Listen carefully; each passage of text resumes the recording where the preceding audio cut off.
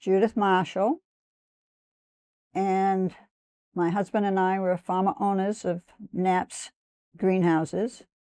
It was Knapp's Florist. When we came up to look at the place in 1965, after a salesman had told us it was for sale, we came up and we couldn't see any sign that said Knapp's Greenhouses, but we did see all these greenhouses, so that was it. They had a clock that said Knapp's the Florist, but it was pretty hard to see. But anyway, we did the tour and decided that that's what we were looking for. We had looked at 2 other places up in Maine, and this one was much better. And so in September of 1965, we moved here with 2 little girls. Kim was 3 and Susan was 2. And we started, there basically was a florist shop at the time, although they did grow perennials and annuals. And I say perennials, I think they had 10 varieties. By the time we closed, we were up into shrubs and doing more of that sort of thing. Annuals, perennials, herbs, and we eventually closed the flower shop in 1995. So we started in 65.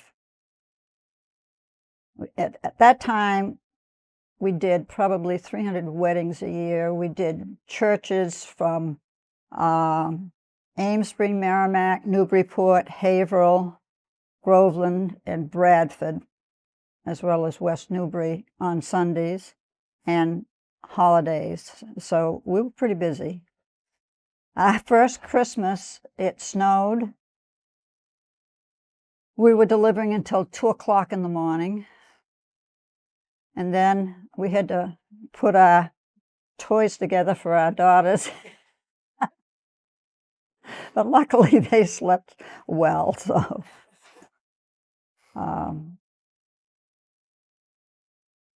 We bought it in September, and in September the crops were poinsettias.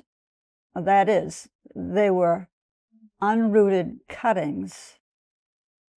They shipped from Ecke in California, San Diego, the cuttings to us. The plants to us. We grew them. In September, we took cuttings. From the cuttings, once they rooted, then we put them into pots, whatever sizes we wanted, in hanging baskets, whatever we were doing. So we never took vacations at this time because we were 12 months a year. When we retired, and then we got to see our lilacs bloom in Maine for the first time. As I say, in 95, we closed the florist shop. So before that time, we did our own billing. We handwritten bills. So that was a monthly thing we had to do. We belonged to FTD and Teleflora. So that was things we had to do. At holiday times, for Christmas, for instance, we would we had a dump truck, which we'd send almost to the Canadian border, and picked up Christmas trees and wreaths. And in the center, the greenhouse, the shop, the first greenhouse, the potting shed, and the second greenhouse were all in a line. The big greenhouse was at the top of the hill, and that was perpendicular to the main road. And we had a plastic house. We had a big garage at the top of the hill. We had a smaller garage just outside the house. In the center was a circle. That's where we put the Christmas trees. We had 2 men full-time and 2 men part-time. Chet Fowler from West Newbury, was a part-time worker, and Bob Adams, who worked for GE, was a part-time worker, and Roger Hills from Church Street was full-time, and Gabor Inyeti, who was, I believe, from Hungary, was full-time. And that was their job, to put those trees up, and if there was a storm coming, take them down and just lay them there and put them up again. And if we had storms, Roger lived down on Church Street at the bottom of the hill. And if we needed to generate and Roger needed to come up and help Dave, I got to drive down to get him. Luckily, our cars were all-wheel drive. I never got stuck. We sold Christmas trees. We sold wreaths. And because we had the Christmas trees out where people could see them, we weren't open at night. People would come and ring our doorbell and ask if they could see the Christmas trees. We'd have to hunt up a flashlight. So finally we put a light on the house that shone on it, and one on the potting shed that shone on it, so we could see them at night. And we also, if people went out and picked a tree, they needed to keep somebody there by the tree, because if they came in to see about buying it, somebody else might just take it down, and they learned that the hard way. And eventually, we ended up getting wreaths and loose greens in Woburn at the Spence farm. It was closer, and we could resupply easily, and it's such a, you never know whether it's going to be a good year or not, so you don't want to bring in a lot and then have them left over. I don't think we ever had any left over on trees. But shortly after that, people in West Newbury began to grow their own trees, so then we slowed down. We didn't need to do that. So it was a very busy time for us.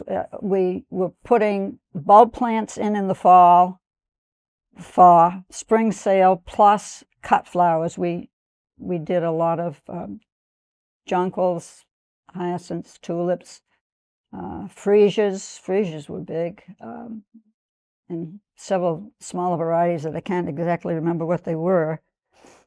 We had key employees. We had Zella Haskell was our designer, and she worked. All the people that worked for us worked for the Knapps and stayed on when we bought the business, which was really lucky for us. David had worked as a grower in 2 different places in Wayland, and he came from Rockport, and the Silver Brothers greenhouses asked him to come be their grower. So we moved there, and that's when we started looking for our own place. So Zella was our head designer. Doris Van Sickle also designed and did all corsages and a lot of the wedding work. And Eleanor Stevens did the greening, which means we did a lot of funeral work. Funeral work involved wreaths, casket sprays, crosses, hearts. Those all had to be greened with laurel. We had laurel delivery twice a week, bunches of laurel. We had 2 large refrigerators downstairs.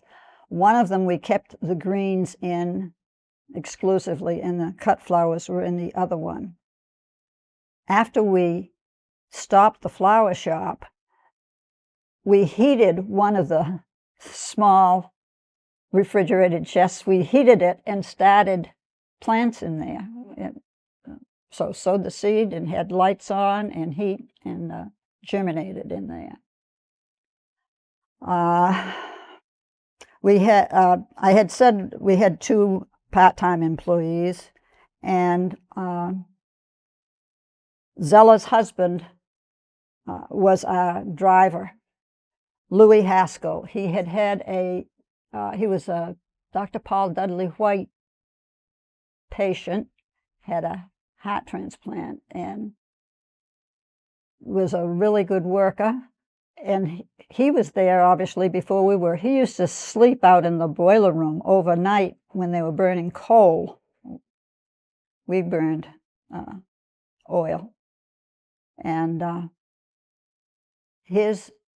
one thing he wanted to do was to get our youngest daughter, Susan, who was 2 and when we moved there, to ride with him so he could get her a donut or something. And she just wouldn't do it for a long time.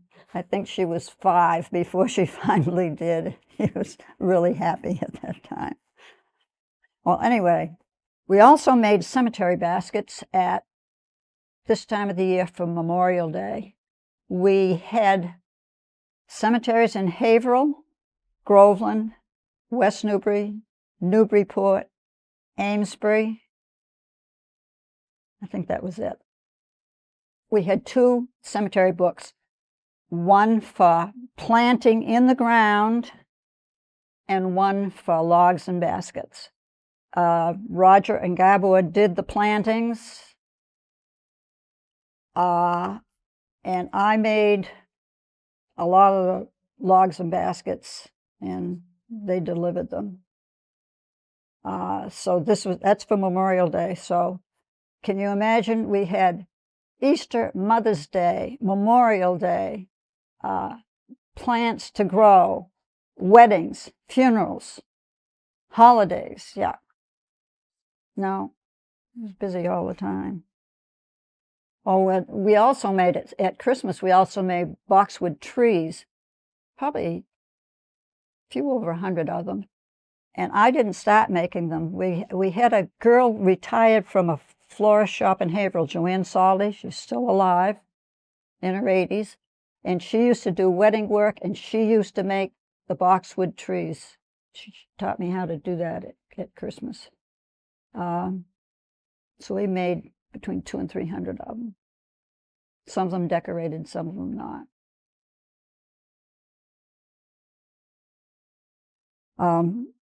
Louis also drove into the flower market. We did sell wholesale baby's breath, which we grew outside in the field. And probably the most we got for baby's breath was 50 cents a bunch. And once we were really doing well with it, other growers started growing it, and then not so good for us. We also did delphinium, and we built a new greenhouse beside the second house, which we called the lily house, and we grew Reuben lilies in there because we used a lot of it in wedding work, and it was very popular, so we were able to wholesale that in Boston also, but that wasn't a big part of our business, really. When we decided to close the shop, we also decided to no more charge accounts. That it was just, David started cooking because his job was done before mine. We closed at 5. I had to cash up. I'd open the mail. I had to do all of that.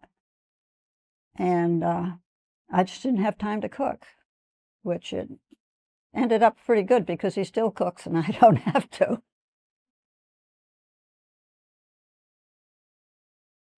We've had a couple of blackouts, one in the 1970s, which lasted a week. And we were able to generate. We had a tractor set up, an old tractor set up to generate. And it was between the boiler room and the large greenhouse. Where there was a smaller house there, garage there, and so we could open it up so to the outside, and it went back. No houses. We had 20 acres, so that sound went that way, and there's nobody here and there's nobody there. And we had a pond down at the end, which our neighbors like to catch bass out of. Also good skating in the winter. And out front, there used to be an ice cream stand before the greenhouses were built. And the boys lived right across the street, and then there's a small house there. It's still there. It's still small. And their mother planted the poppies that are still blooming. We had a really good bloom this year. So every August I would mow them down so that they would come up again. That's not being done now, but I did tell them they mow around them. I'm going to have to remind them that in August, they didn't do it this past year. They need to mow the whole thing down so that they'll come up again. But you can't, it's hard to see them now because the grass is almost as high as the poppies. Back to the blackout and generating.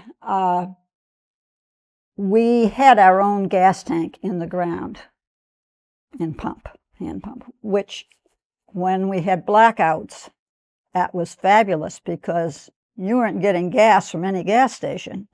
And the town had to get their gas from us to run their generators.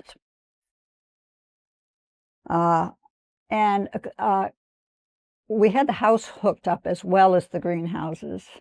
So we had power, and occasionally people would see the light says power back on. No, we're generating. This is before people had their own generators. And there were 2 retired women that just lived down on Harrison Avenue, teachers who kept forever saying, we have power? No, no, not yet. And then the price of oil went through the roof. We burned number 2 oil, which wasn't a pure oil, shall we say. We had just paid off our mortgage, and we had to buy a new furnace. And we had to put in a 20,000-gallon tank and a 10,000-gallon tank. And they say there's no water in West Newbury. When they tried to bury that 20,000-gallon tank, it kept coming up. They had to put oil in it to keep it down. There's water.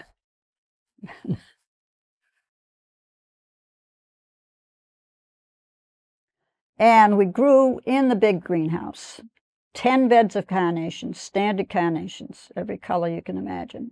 Half a bed of miniature carnations, snapdragons, large mums, palms.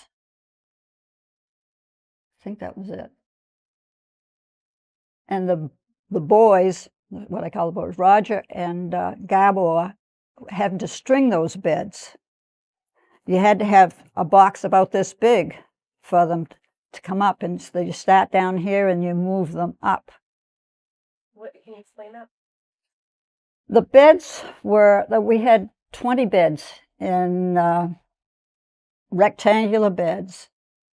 So they ran the strings across like this, and then across like that. So there was a square about this big for the plants to come up through, and as they came up, they could raise. So there was more than one. I think there were 4, and they could raise them up, so that you didn't have bent stems.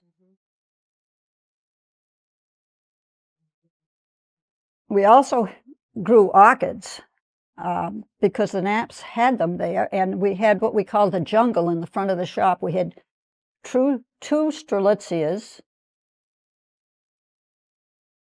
You know what that is? Mm. Does it have that giant flower in the center? Yes. And the leaves that fan out? Yes. Okay. Alex Korolnik gave me one this year. It hasn't bloomed yet. It's in my office.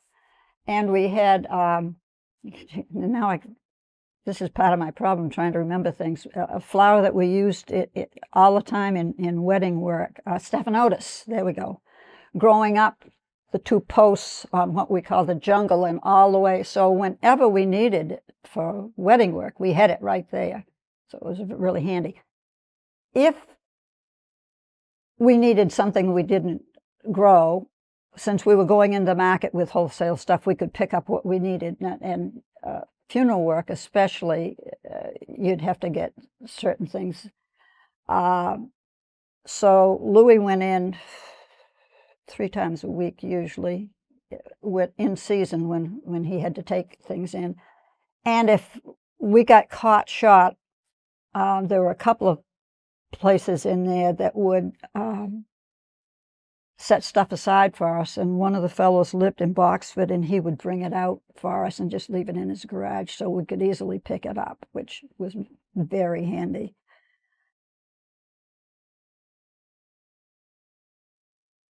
I think, oh, when we had to change the oil, then we stopped growing so many things because carnations started coming in from South America into the market.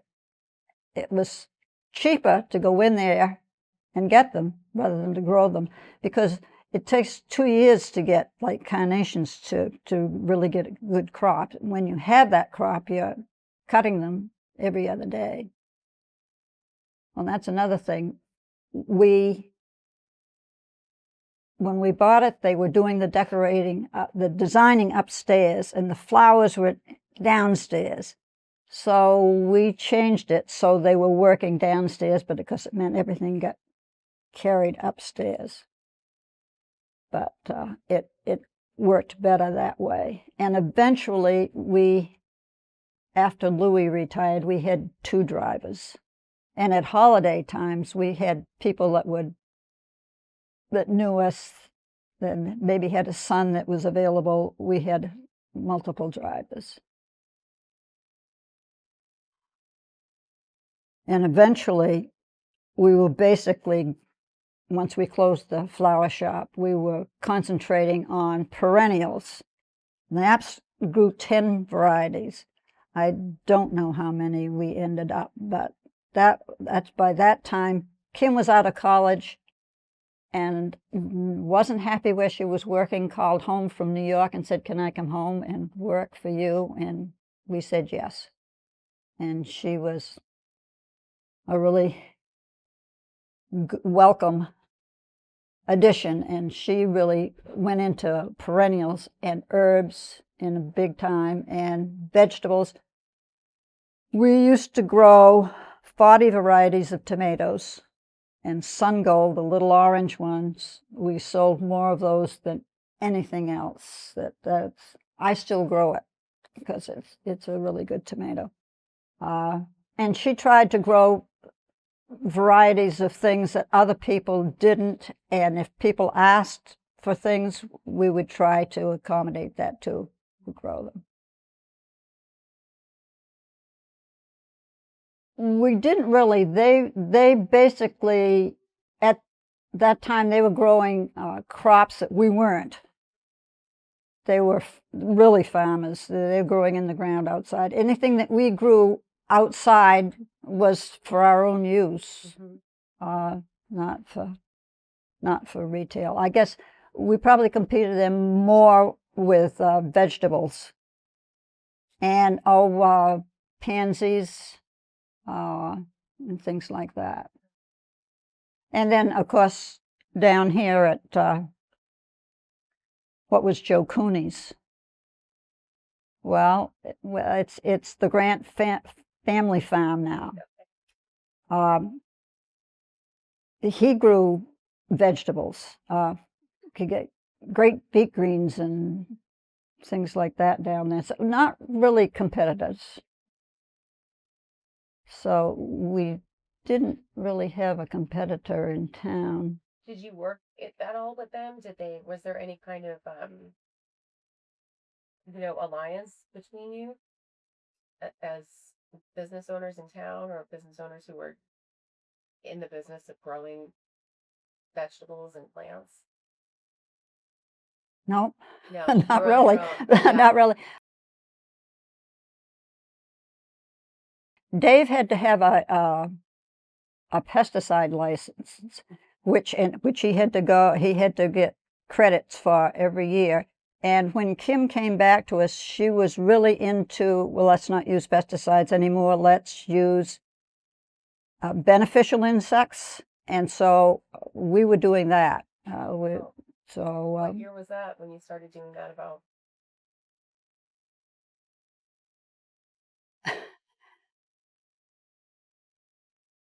I'm not positive. Yeah. But that wasn't common. You were probably no, it wasn't common. Leading the way. Right. In that regard, right. And we got a lot of our supplies from Tewksbury, and they were very instrumental in getting what we needed. Mm-hmm. Supplies for beneficial insects. Okay. Oh, really? Yeah. What kind of insects would you get? Ladybugs. Yeah.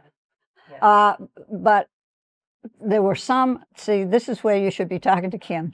There were some where we had to grow grass for them, so there would be something for them to eat in case there wasn't anything that in the greenhouse. And we'd have to do it in the morning and at night, and the ladybugs would come cold. You had to keep them cold until you were going to release them. There was a lot to it, but she studied at the University of Maine also, and David had graduated in horticulture, and she originally wanted to be a marine biologist, but she changed. They worked there. When they were young, Roger Hill's adopted daughter was in high school, and she babysat them. Zella's, the very first year, Zella's daughter was at Pentucket, and she babysat them. And then, as the girls got a little older, Norma did. And interestingly enough, she was the nurse when both girls had their babies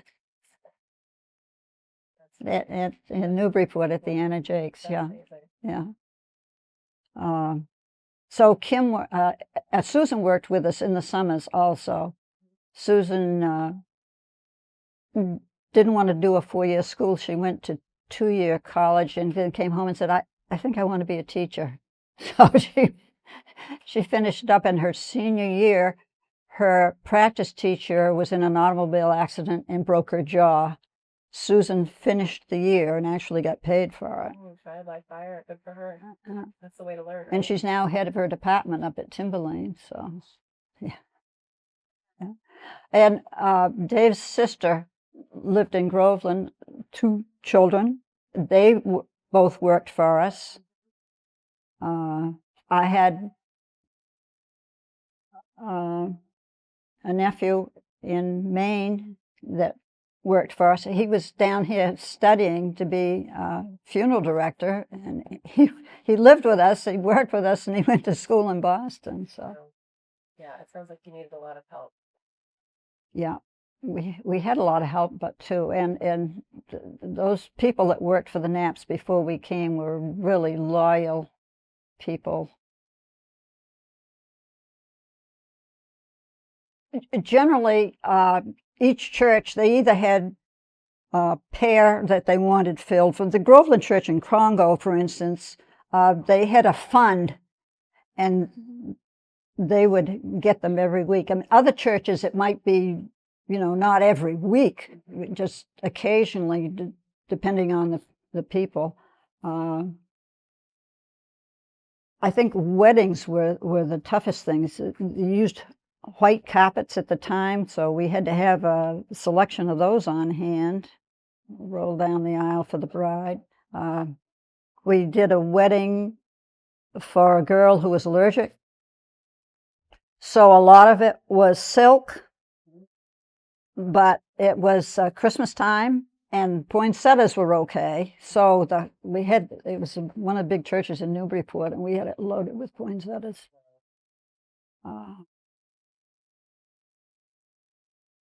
And we used to do corsages and boutonnieres for Pentucket, for the school dances. That could be, if somebody was terribly upset because it's the wrong color or that's not what I ordered, or we'll fix it. And Valentine's, the one holiday I could have lived without, because everybody wanted it on the day at a certain time and a certain color, and roses. We did not grow any roses, but in Woburn there was a green. They were excellent growers. They're not there anymore. And because we were regular customers, we didn't have a problem ordering and getting what we needed. But every one of those had to be stripped and cleaned, and it was a lot of work. It takes the fun out of Valentine's Day. Yeah, because somebody's going to be upset. Yeah. And funeral work, we did a lot of funeral work. We did a funeral in Newburyport for a lady. Her husband said he would like us to use her roses, and she had a beautiful garden of roses. Her casket spray was just gorgeous. Oh, wow. That's awful. Yeah. Yeah. She died on a trip on a sailing ship. What a way to go. Wow, yeah. She was happy doing her thing. And then we finally got to the place where we just couldn't do the business anymore. It was time for us to close. Dave had had seizures from the time he was, well, the girls were 12 and 13. We had Irish setters at the time, and he had a seizure up in the big garage. And I was there. We just opened the door. We had an Irish setter that went over 100 pounds, and he let it out, and then he collapsed. So I had to leave him and go call 911. And when Zeller and Louie lived right up the road, and when they heard, they both came down, and we had bought the little house next door to us for Dave's parents. His father had had a stroke, and I wanted her to go over and keep his mother over there until we knew what was going on. And they took him to the hospital, and we were scheduled to go to camp.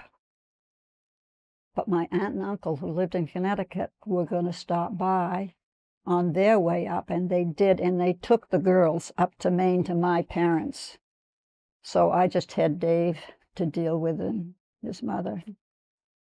And they got him on Dilantin, everything. He's only had one other seizure, that was since. He's still taking Dilantin. They tried to change him to newer medication, but didn't work for him. And now he had hydrocephalus. So he had to have a shunt put in. And then he had a little problem with that. But now he's 89, and the girls are coming every week to walk with him. Yeah, he's doing okay. He's still cooking. That's amazing. Wow. So when we made the decision to close, Noonan's came and spoke to us and said they would like to continue on, and they did for a couple of years, but COVID and everything didn't work out for them. They were spread too thin. Sure. So they were going to just take over your business and operate it as their own. It was Noonan's at Knapp's. I'm not sure. Something like that. I still work there. But and oh my gosh, how could I forget Judy Roberts, who lived right up the street from us? She had never worked in a flower shop before, but Zeller finally had to give up. And Judy came in, and she now knows more than I do about 90% of the business. Really? Yeah. And she was just a people person. So what did she do for you? Everything. She did? Yeah. Yeah. She ran the shop. And that was during the Noonan's tenure? It was before that. Before that. It was before that. And she did not stay on for that. She's very happily down towards the Cape where she came from now with her husband. So what was it like when you decided to close? Well, sad in a way.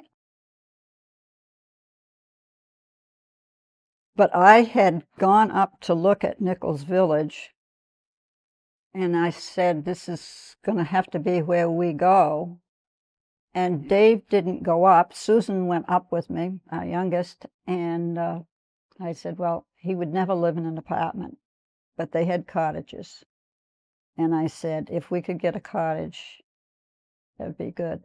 So we put a down payment down, and I told them 5 years. I think we got 3 calls in between. We have cottage, there's only 12 cottages. And I said, no, no, no. And the 5 years up, they actually had 2 cottages available. And I didn't want the one down at what they call Clara Court, because it's a long walk up the hill when you're 90 years old and maybe not still driving. So we're right across from the main building. So Dave eats at home tonight. I pick up his meal, and then I go over and eat with some friends. And he goes over occasionally, but that's not his favorite thing to do. And I have to take his walker down, put it in the car. But he does. The girls came for Mother's Day because they do a wonderful job there. I think we had over 200 people on Mother's Day. And they came. People in the community, I'm assuming, that you knew. Oh, yes. There's several people from West Newbury up there. Yeah, I'm sure. Yeah. It's like an extension of your older community. Yeah. And I still, I was never able to go to church when we were working. We weren't open Sundays necessarily, but we were working.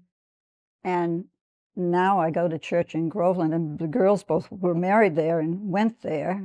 And so I take a couple of people from Nichols Village that don't drive anymore. Oh, that's nice. Yeah. Yeah, that's really nice. And I had to learn to play bridge again. But they have an indoor and outdoor pickleball court. And tomorrow I'll be playing beach volleyball. So, yeah. No, it's in the pool. Okay. Pool volleyball. So there's lots of things to play pickleball twice a week. And I've got this great series I'm reading from the West Newbury Library, and you've had every single book. I've only got 4 left. I think there's 20 something, and Dave's reading them too. Good. Totally different. Totally different. It was, well, there were no houses along the river. The myopia ran. There were horses at the top of the hill just before you go down to Pentucket. And they got loose. And they came running down Main Street. They hit our place, and we were a field. Whoa! And they pulled. Easy. So they came down with grain, and they caught their horses. I can remember a giant turtle, because we have a pond, crossing the road, and the school bus came along, and it was a woman. She stopped the bus, she got out, she picked that turtle up, she put it over on we had a driveway there, and the turtle made it to the pond. So we used to see pheasants. There used to be pheasants around, and we used to have killdeer. I don't see those anymore either. Well, because we had plowed ground, and that's where they like to make their nests. Oh, is that the right? Killdeer, yeah. We got hawks and owls. There was an apple tree. It's actually on Kim and Carl's property, we bought that land for Dave's parents, and then Kim and Carl bought it from us. There was an apple tree with a big hole in it, and they've had 2 owl families in there. So I love hearing them at night. Yeah. And the pond, the peepers. Spring is here when you hear the peepers. Which reminds me, there's 2 planets coming together tonight in the west. Oh, was that right? Yeah, should be bright. I think it's going to be clear.